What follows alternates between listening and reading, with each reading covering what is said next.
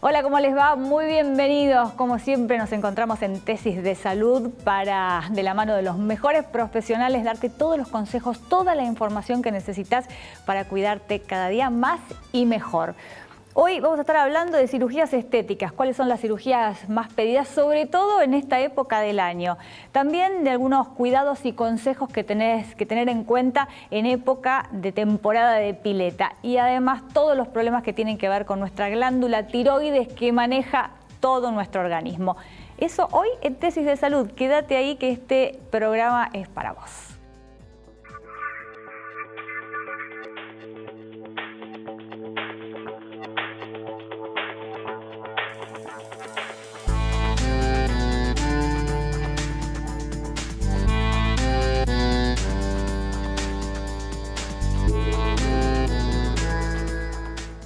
Bueno, se viene la época de tomar sol y cómo nos gusta, ¿no? A los argentinos sobre todo, la exposición al sol, estar bronceados, pero sabemos ya a esta altura que tiene sus consecuencias y pueden ser realmente muy graves. De eso vamos a hablar con el doctor Marcelo Cuadrado, cirujano plástico. Gracias, doc, por estar con nosotros.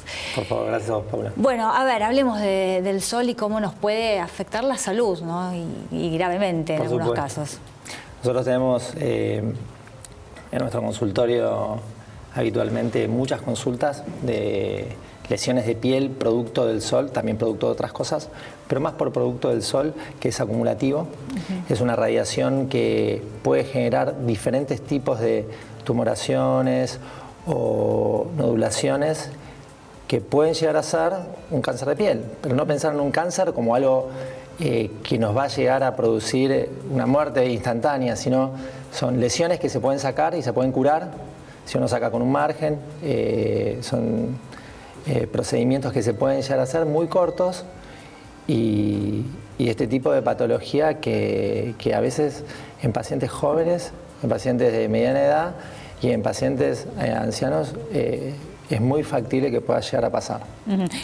¿Cuáles son las diferencias entre los distintos tipos de lesiones que puede provocar el sol en la piel? De las malignas, nosotros tenemos los que es epiteliomas o carcinomas, que hay dos estirpes que son muy conocidas, que son los que se puede llamar como vasos celulares y espinos celulares, que unos crecen en la extensión, en el caso de los vasos celulares, y los espinos celulares van un poco más hacia la profundidad de la piel.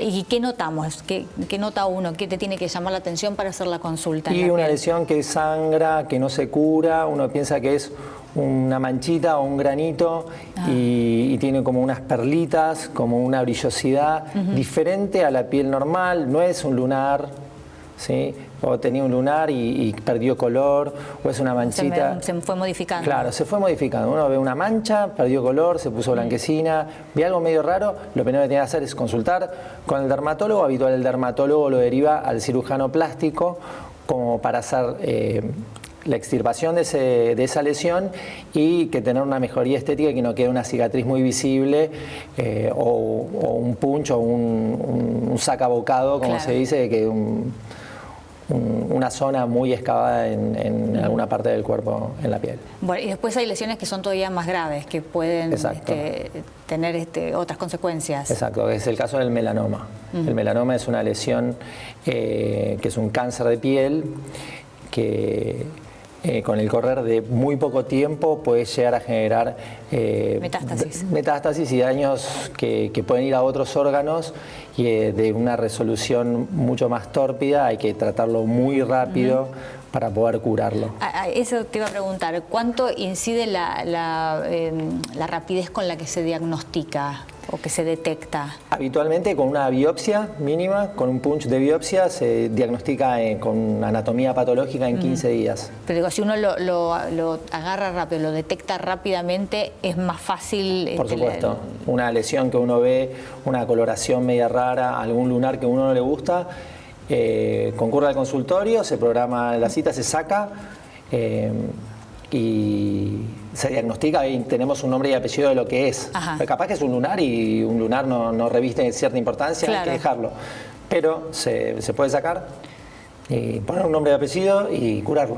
Y Cuando se trata de un melanoma, si se extirpa la zona afectada, ¿uno ya está tranquilo o puede generar de todas maneras metástasis? Puede generar metástasis. Lo que se hace con los melanomas, se saca los ganglios de la cadena linfática, se investigan esos ganglios a ver si hay un compromiso dentro de esos ganglios o alguna otra parte del cuerpo, y ahí se puede ver si fue para otra parte del cuerpo o se quedó directamente ahí, que se llama in situ. Claro, bueno, hasta que hablamos de las consecuencias, ¿no?, de exponerse al sol y que pueden ser realmente graves, como llegar a un cáncer de piel.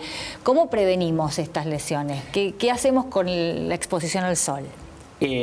Para la gente más joven es tratar de evitar, hay diferentes tipos de pieles y de coloraciones de la piel. Hay desde las pieles más claras a las más oscuras. Las pieles más claras tienen una fotosensibilidad mucho mayor. En las pieles más oscuras el daño es mucho menor. En las pacientes que son con genotipo, por ejemplo los pelirrojos, tienen más predisposición para generar lesiones de piel producto del sol.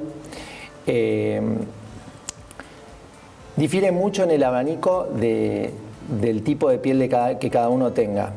Eso lo ve cada persona, con los factores de protección, que son la cantidad de veces que uno genera el primer eritema solar. Es, por ejemplo, 15, un factor de protección 15 es la cantidad de veces para tu tipo de piel que tenés el primer eritema solar, o sea, el primer enrojecimiento. Claro. Te va a retardar 15 veces para generar eso. Cada uno siempre tiene la duda de qué implica el número en los protectores solares. Exacto. Esto es. Si uno tiene 70, son 70 veces.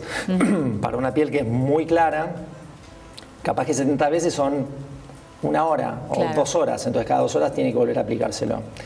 Lo ideal en las pieles que son muy claras es estar tapado, estar cubierto, tener una ley que es la distancia de la sombra. Si uno está expuesto al sol al mediodía, la sombra cae justo sobre los pies. Claro. Entonces, a medida que pasa la hora, llega a las 4 o 5 de la tarde, capaz la sombra la tiene de 1 metro, 1,5 metros. Cuanto más corta la sombra... Cuando uno ve la sombra que es más larga, ahí puede estar expuesto al sol y no va a generar tanto daño. Y con la ropa, porque uno a veces piensa que está súper protegido y el sol a veces atraviesa, ¿no? Atraviesa la ropa, hay prendas justamente que tienen un factor UV, exacto. Lo más importante también es en la cara, en las zonas como la nariz, que nosotros vemos lesiones en la punta nasal, en el pabellón auricular, en las mejillas. En las orejas no nos ponemos protector. Exacto, hay que poner siempre protección ahí. En la punta nasal, en las mejillas, porque es donde cae el sol más fuerte, es donde puede generar lesiones y donde también es una zona muy importante para la estética facial. La nariz, las mejillas, y tener una cicatriz ahí puede ser... Sí, y al estar atento también en los días nublados, que uno piensa que no hay que ponerse protección, claro, o veces que no lo sentís tanto y el sol está haciendo su efecto, ¿no? Por supuesto. Bueno, todos estos recaudos ya los remarcamos 1.000.000 de veces, pero nunca está de más, porque podemos evitar todas estas lesiones que mencionamos que pueden ser graves. Gracias, Doc. No, por favor. Muchas gracias a vos.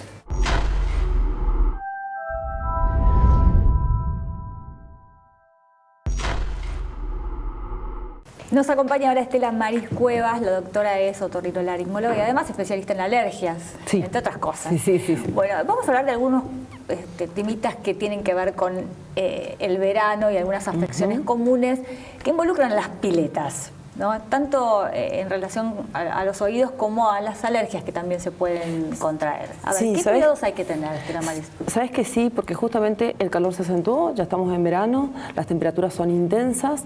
Primero y principal, lo que tenemos que tener cuidado es con el sol. No ingresar a las piscinas en el horario clave, que es entre las 10, 11 a.m. y las 16 de la tarde. Es el horario que más fuerte están los rayos solares.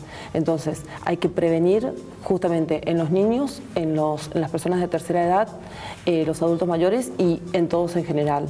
Y siempre, antes de ingresar a la piscina, es importantísimo el factor de protección, el cual se debe renovar cada 2 horas, ingrese o no, porque muchas veces, estando en una sombra, también los rayos solares inciden. Eso hay que tenerlo en cuenta. Y hay que proteger muchísimo la piel, más allá de hidratarla.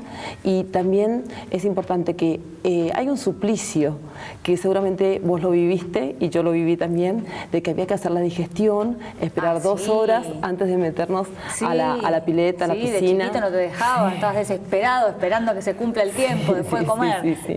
Bueno, eso ocurre ante comidas copiosas, obviamente, y ante eventual comida en donde también se bebe en cantidad y todo eso. Sí hay que tener cuidado, no exponerse al sol en ese horario, no solamente por el sol, porque también el brusco cambio de temperatura entre el sol caliente y el agua que no está del todo caliente, sino que está más bien templada por los rayos solares, hay que evitar eso, ese suplicio. Pero es un mito, vamos a desterrarlo, pero no obstante eso hay que tener cuidado. O comer un poquito más liviano. Sí, generalmente en esta fecha uno tiende a comer más liviano y la dieta siempre tiene que ser mixta, variada y completa, pero nunca deben faltar las frutas y verduras en esta fecha, porque también hidratan. Claro. Y los 2 o 3 litros de agua diarios. Eso sí es importante. La verdad, escuché mucho últimamente gente que tiene alergia al sol. ¿Existe esto? ¿O gente que se brota por la exposición solar? En realidad no es que exista una alergia propiamente dicha. Sí podemos decir de que hay pieles que son mucho más sensibles que otras. No es mi caso en particular, pero sí el tuyo. Yo tengo mucha melanina, entonces el sol, digamos que es un poco más resistente mi piel al sol. Pero sí, por el cambio climático, el sol está incidiendo mucho más, entonces hay que prever esto y siempre estar con nuestros factores de protección, no solamente al ir a la piscina. Sí. El factor de protección solar tiene que estar siempre. ¿Pero qué pasa con esa gente específicamente que se expone al sol y se brota? Bueno, esa gente puede ser que tenga que sea que tenga más reacción al sol, porque justamente el sol está más caliente, entonces tiene que evitar ese horario específicamente y siempre estar prevenido con algún antihistamínico. Okay. Esto es como la alergia al agua también, que también está una alergia acuagénica, ya sea el agua de mar o el agua de la piscina. Vos te metés e inmediatamente la piel reacciona, pero reacciona más que nada, en el caso de las piscinas, a los productos químicos que se le pone para lograr un buen mantenimiento del agua. Claro. Esa era otra pregunta que te quería hacer, ¿no? Porque a veces vos ves que las piscinas están verdes y al otro día le ponen productos, al otro día cristalinas. Sí. Ay, ¿qué le metieron? Pero ¿no? te olés y vas a sentir que hay cloro puro. Cloro, hay amonio, hay litio, hay sales de sulfato de cobre. Todo eso es muy irritante. Imagínate, si la limpia al agua en horas, imagínate que eso también hace mal a la piel, y la piel reacciona. La piel ocupa 2 metros de toda la superficie corporal. Es el órgano más extenso del cuerpo. Es el más extenso. Y también las conjuntivas. Pensá en los chicos cuando zambullen, que están mucho tiempo debajo del agua, más que los adultos, salen con los ojos en compota, irritados. Sí. Entonces, todos esos productos químicos son dañinos en cierto punto también y pueden hacer algún tipo de reacción. En general son tipo un eczema, picazón, como bien vos lo dijiste, o algunas veces algún tipo de urticaria. Ahora, no podemos evitar meternos a la pileta, sobre todo cuando vamos, no sé, si tenemos la suerte de ir a alguno de estos hoteles, bueno, las piletas son multitudinarias, son las piletas populares, ¿no? Que se llenan de gente, que es increíble pensar que con toda esa gente el agua se mantiene tan cristalina sin muchos productos. Pero ¿hay algo que podemos hacer para evitar esas reacciones? Sí, en el caso de que se sepa alérgico y que uno va a ir a pasar el día entero al aire libre y va a estar en la piscina, sí se puede tomar una levocetiricina, una cetiricina, que son antihistamínicos de segunda generación que andan muy pero muy bien en piel y no pasan la barrera hematoencefálica, entonces no producen sueño. Pero siempre tienen que estar indicados por el alergista, el médico general. Nunca ir a la farmacia y comprar, dame algo que después me alergizo. No, siempre tiene que estar indicado, porque muchas veces te pueden vender por error o sin querer algún antihistamínico o antialérgico de primera generación que sí produce sueño porque pasa la barrera hematoencefálica. ¿La ducha después de la pile ayuda o ya lo que ingresó a la... No, ayuda porque limpia, casualmente saca, pero probablemente ya estás con un tipo de reacción. Pero el agua fría de la lluvia va a calmar casualmente, porque la reacción alérgica te va a producir algo en la piel que justamente se manifiesta con un eritema, que es coloración rojiza, y mucho picor. Entonces el agua fría actúa como como un vaso constrictor, Bien. porque al tener la piel así roja y con las picaduras, con esto que te produce picaduras, con estas reacciones, la piel está vasodilatada. Entonces, agua fría o compresas con agua fría te va a hacer muy bien. Bueno, y ya que te tengo acá, te aprovecho para hablar del tema de los oídos y las piscinas, ¿no? Antes de Sí, mira, es la consulta del momento, empieza ahora. Nosotros tenemos consulta por épocas, tenemos epistaxis, que es el sangrado de nariz, ahora vienen las consultas casualmente de todo lo referente al oído, porque es la vedette, es la protagonista. La otitis externa es la que va desde el pabellón auricular hasta el conducto auditivo externo hasta la membrana timpánica. Eso está cubierto por piel.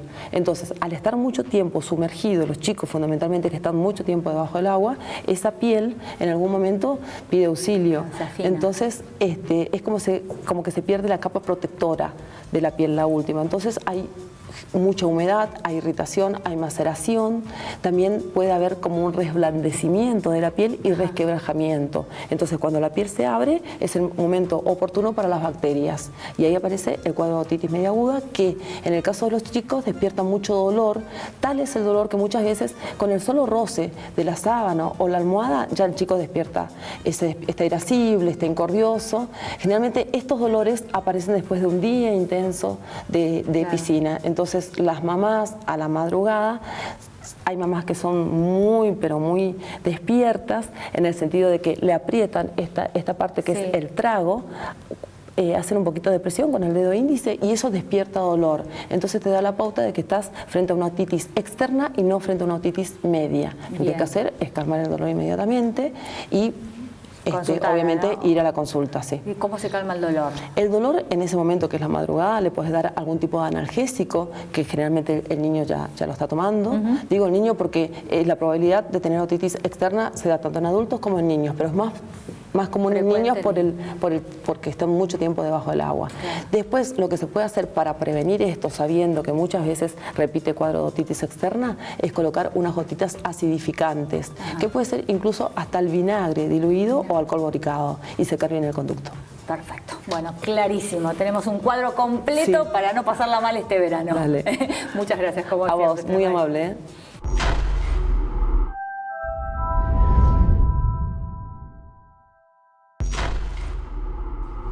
Nos acompaña ahora la doctora Gabriela Brenta, endocrinóloga. Gracias, Doc, por estar acá con nosotros. Y vamos a hablar de la glándula tiroides, ¿no? Esa glándula que maneja todo nuestro sistema, una glándula tan fundamental y que muchas veces no funciona del todo bien, ¿no?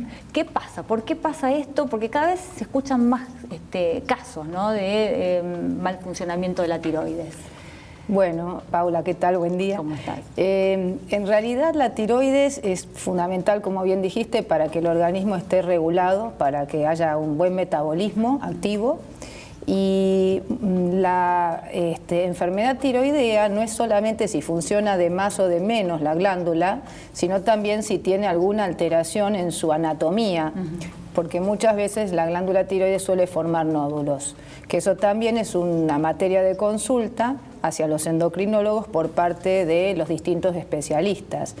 Y la enfermedad tiroidea cada vez se reconoce como muy importante, entonces se busca más y por eso también se encuentra más.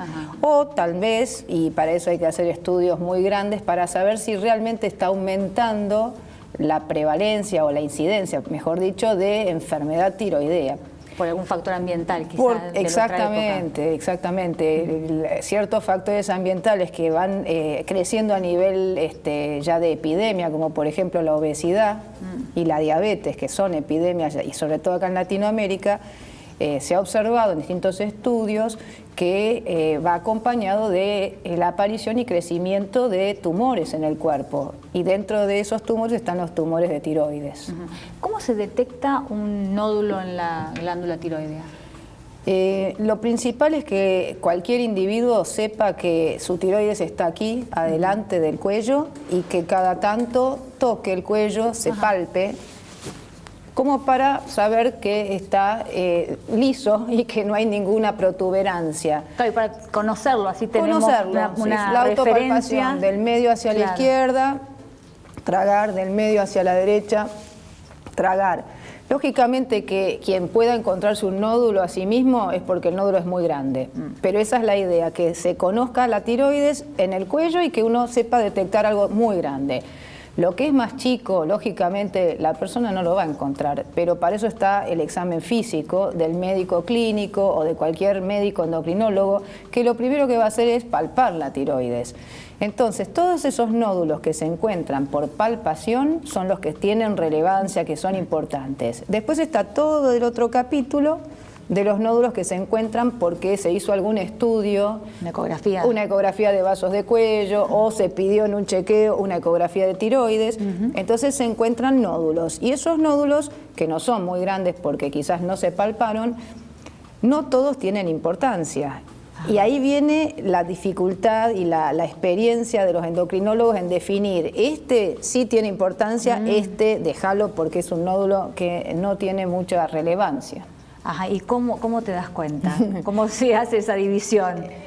Hoy día nos apoyamos muchísimo en las características ecográficas del nódulo. Los nódulos bajo ecografía tienen una apariencia, si son más oscuros, más claros, por ponerlo en un lenguaje sencillo, si tienen bordes que son infiltrativos, irregulares, o son bordes lisos, si dentro de los nódulos hay calcio, por ejemplo. Son todas características que el ecografista nos puede ayudar muchísimo a definir si ese nódulo tiene importancia o no. Y en función de esas características ecográficas, nosotros mandamos a hacer la punción de la tiroides. Bien. No punzamos a todos los nódulos, punzamos a aquellos nódulos que ameritan porque tienen ciertas características ecográficas más cierto tamaño. ¿Y porque la punción implica algún tipo de riesgo? No. En realidad no implica ningún riesgo. La punción se hace con aguja fina y no implica riesgo de diseminación, por ejemplo, si ahí hubiese un tumor maligno, para nada. Pero es una técnica en cierta forma invasiva, entonces uno prefiere no exponer a la gente, a todo el mundo, exponerlo a una cosa que es cruenta. Entonces elegimos muy bien quién va a ir a punción. Y una vez que tenemos la punción, tomamos muchísimas decisiones, porque ahí sí, con el resultado de la punción, hay un panorama muy claro de qué es lo que hay que hacer. ¿Y cuáles son las opciones? Bueno, la mayoría de las veces hay que hacer un seguimiento del nódulo a lo largo del tiempo, siempre con ecografía. La mayor parte de las veces es con un estudio ecográfico. Puede variar el periodo entre una ecografía y otra de acuerdo a si ese nódulo ya tiene ciertas características sospechosas que nos hacen dudar o no las tiene. Pero siempre hablando de un nódulo que ya dio benigno por punción. El nódulo que dio maligno por punción ya tampoco tiene mucha misterio, va a ir a cirugía. Así que bueno, por lo menos ya sabemos para saber qué decirle al paciente. Y luego hay un área gris, que son los nódulos que no se sabe bien qué hay que hacer, que se llaman indeterminados, en donde se puede optar por un abanico de opciones que van desde la observación hasta la cirugía y pasan por repetir la punción, ver de nuevo la ecografía y en función de la ecografía decidir. Y lo que es más moderno de alguna forma son los estudios moleculares, o sea, estudiar las características de la biología molecular de esas células tiroideas, y eso nos define si hay que mandar a cirugía o se puede dejar el nódulo donde está, en el cuello. ¿Hay relación directa entre el tamaño del nódulo y la peligrosidad, digamos? No, hace tiempo que se ha demostrado que hay nódulos pequeños, menores a 1 centímetro, que tienen características de malignidad, son los que llamamos microcarcinomas, y hay nódulos que son muy grandes y son nódulos benignos o bóceos coloideos. En realidad la malignidad no está en relación al tamaño del nódulo, sino a esas características que yo planteé, que son de tipo genéticas, que hacen que aún un nódulo pequeño pueda tener características malignas. ¿Y hay algún síntoma que venga acompañando estos nódulos? Sí. Eso también es algo que hay que tener en cierta forma una alerta, tanto con la palpación, como que cada individuo debe saber que si tiene alteraciones en la voz, que duran por lo menos más de 15, 20 días o un mes, hay que consultar lo que llamamos nosotros la disfonía. Lógicamente, una Uno lo maestra va a asocia tener con- disfonía. Claro, pero uno lo asocia quizás con nódulos Sí. en cuerdas vocales. Sí, Puede pero ser en- también si la disfonía es permanente o persiste, hay que descartar que no sea un problema en el cuello, en la tiroides también. Por ejemplo, también si el paciente tiene un nódulo grande y además tiene síntomas de compresión que son, por ejemplo, el tragar mal, el atragantarse, o tener dificultades para respirar, o ahogarse cuando uno come, dolor en el cuello, son todos lo que llamamos síntomas de compresión, que normalmente lo dan los nódulos que son de un tamaño muy importante, que pueden ser benignos también y dar Claro. síntomas de compresión, pero todos esos síntomas hay que estar alerta y si Claro. alguien tiene un nódulo tiroideo, saber que frente a esos síntomas tiene que hacer una interconsulta. Claro, una consulta, porque bueno, de esa manera quizás te mandan a hacer una ecografía si no lo detectan Sí, o vía palpación. o ir a la punción, por ejemplo. O ir a la punción. Bueno, para estar alertas entonces, es Sí. muy interesante. Gabriela, un placer como Muchas siempre. gracias de Muchas nuevo. gracias a vos.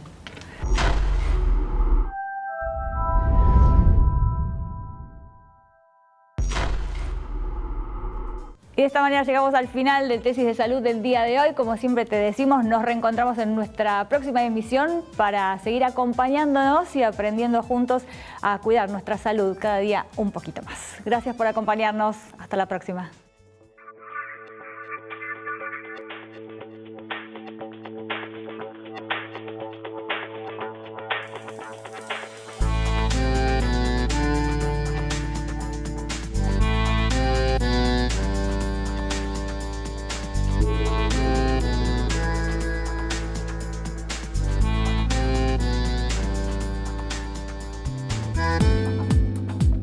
Thank you.